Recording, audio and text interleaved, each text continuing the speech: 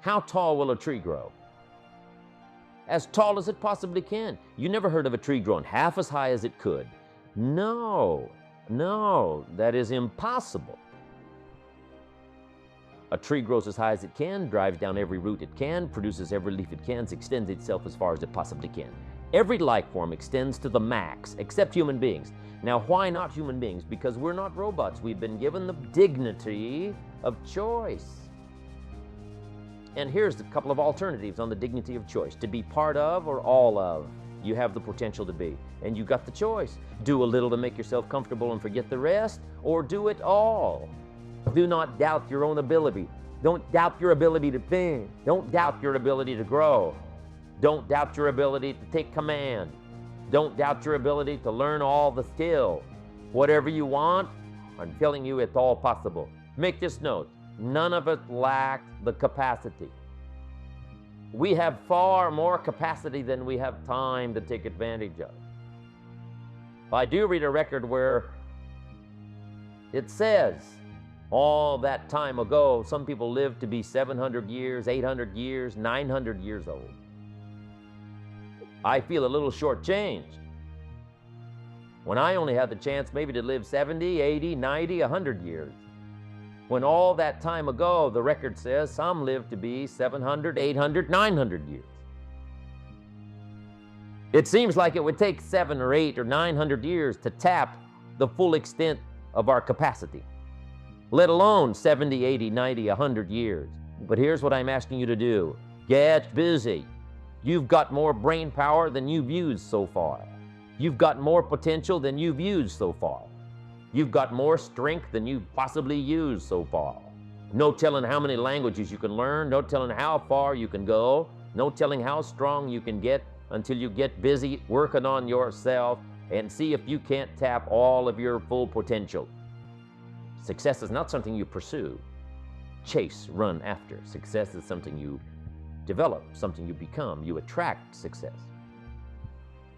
So the whole key to unlock all the treasures, whether it's economic treasures or spiritual treasures, financial, social, personal, every way you can possibly think of, is by your own personal development. And then he added one more, which is so important, and it's probably worth the price of the seminar. Here it is. What you become is much more valuable than what you get.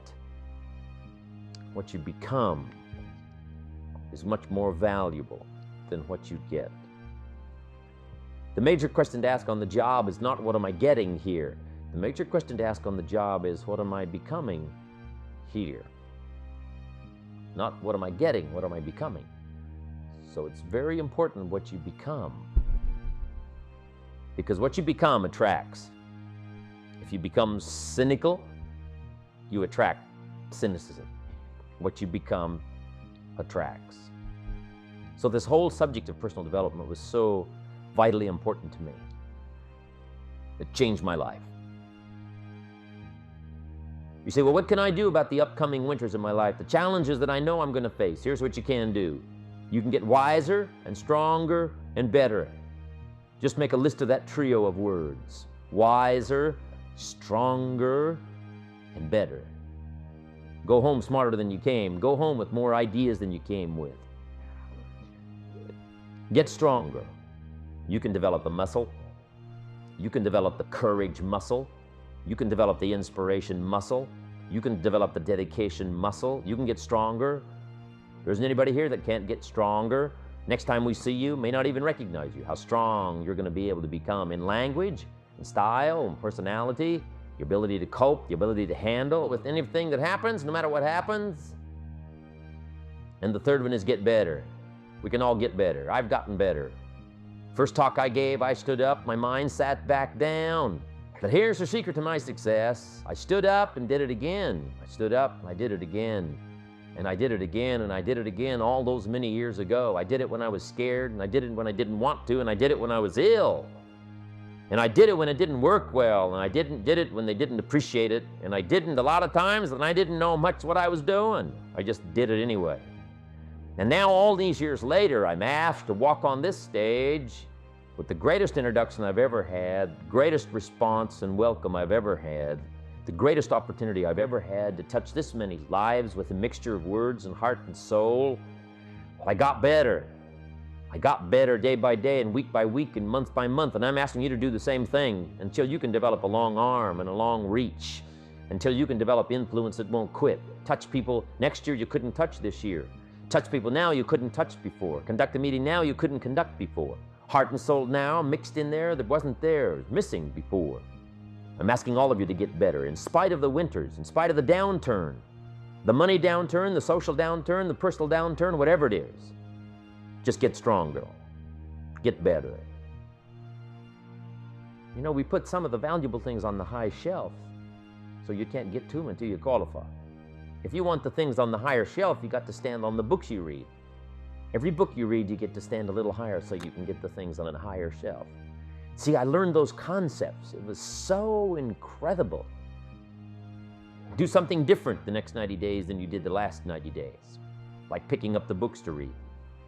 Do something different, like the new health disciplines, relationship with your family, whatever it is, doesn't matter how small it is. If you'll start doing different things with the same circumstances, since we cannot change the circumstances, but we can change ourselves. We can change what we do. And then he gave me another secret to success when he said, what you have at the moment, Mr. Rohn, you've attracted by the person you've become. What you have at the moment, you've attracted by the person you've become. Few little simple principles here. Once you understand these, it starts to explain so much. Now, sometimes it's a little tough to take, blaming yourself instead of the marketplace. Taking responsibility instead of putting it off on someone else. That transition sometimes is a challenging mission. And this one was a little tough for me. Show said, here's the secret, Mr. Rohn. Learn to work harder on yourself than you do on your job.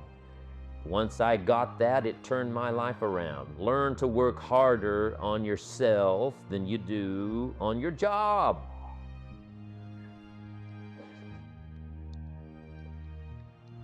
He said, if you work hard on your job, you'll make a living. If you work hard on yourself, you can make a fortune. If you would have known me at age 25, you would have said, Jim Rohn's a hard worker. If you'd have known me, you'd have said that. I'm the guy, I don't mind coming a little bit early, staying a little bit late, I don't mind that. You'd have said, well, Jim Rohn's a hard worker. You say, well, how come he's got pennies in his pocket and nothing in the bank and behind on his promises? Well, I was a hard worker, but I was working hard on my job, not on myself. I'm telling you, if you'll learn that simple little principle and start the process today, latest tomorrow, I'll give you tonight to think it over.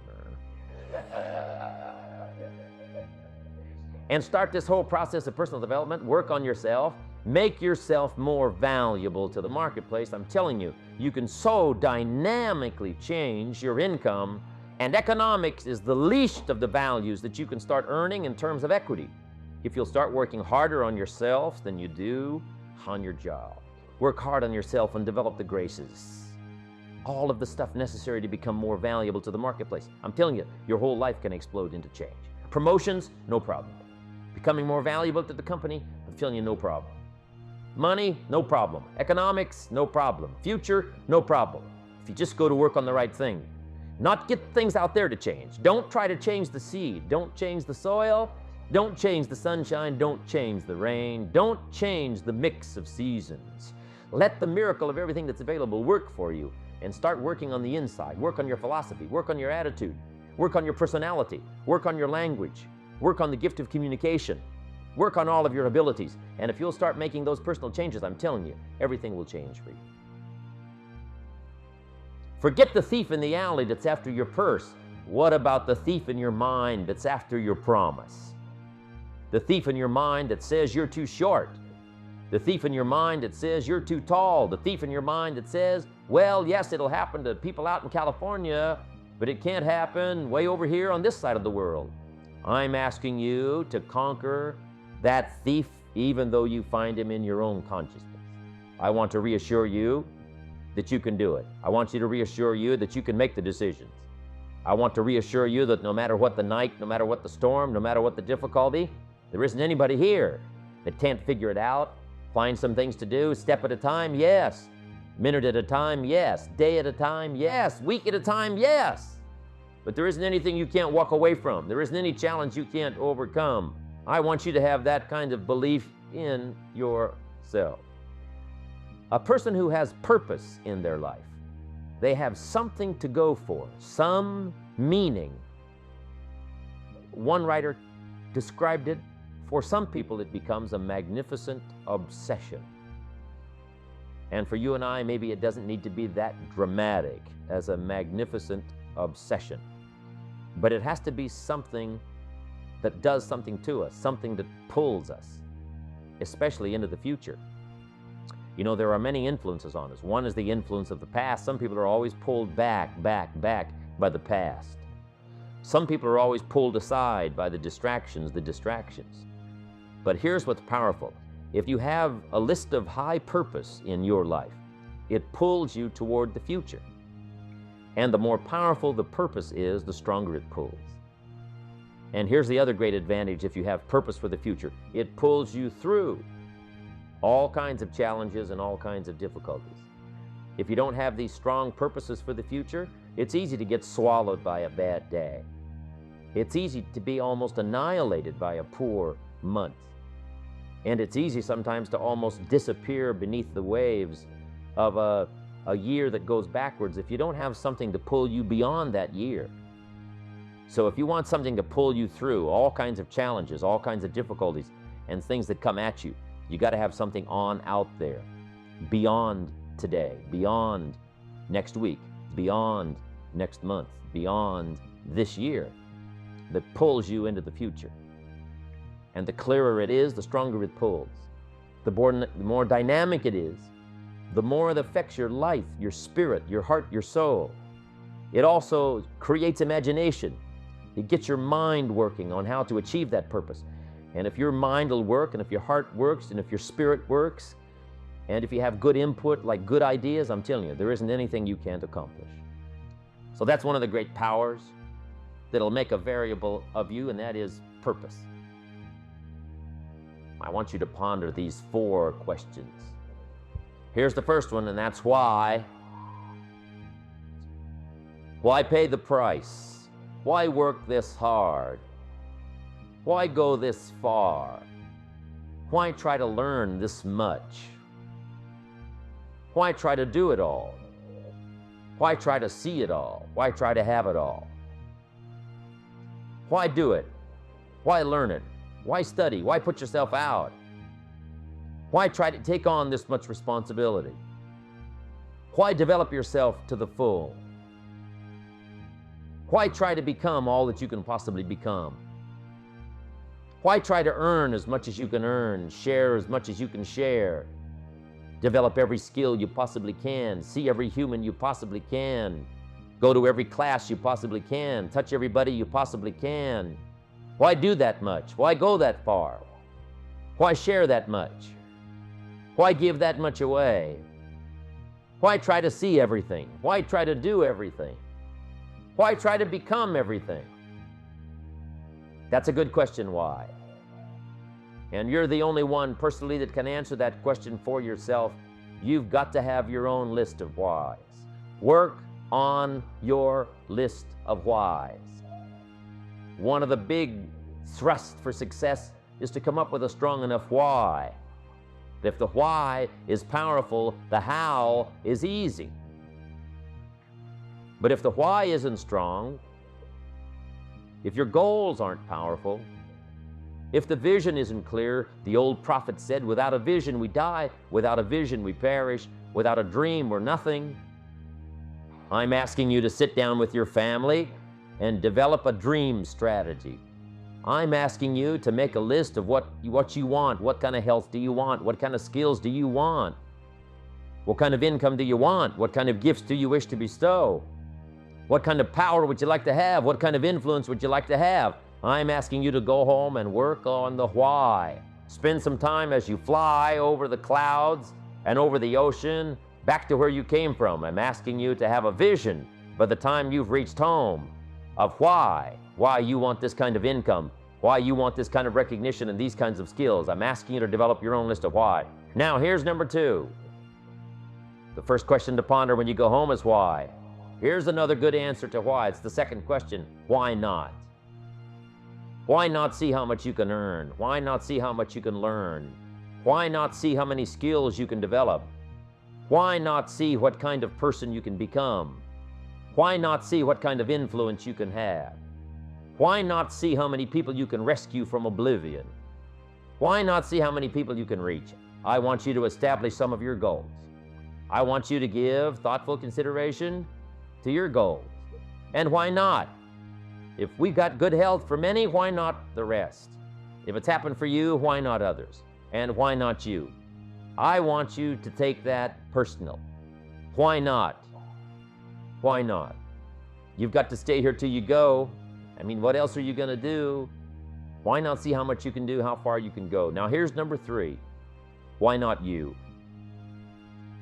I wish I could say that to each of you individually, but it would take a couple of lifetimes to sit down and talk with each of you individually. But I would rather do that. I'd love to spend a couple of days with each of you personally and pour out my heart, my soul, what's going on in my head, what's going on with me, see if we couldn't connect and find something valuable. But time doesn't permit for us to have those intimate conversations and get to know each other that well, so I've got to do it from up here. But I want you to take it personal. And my personal question to you is, why not you?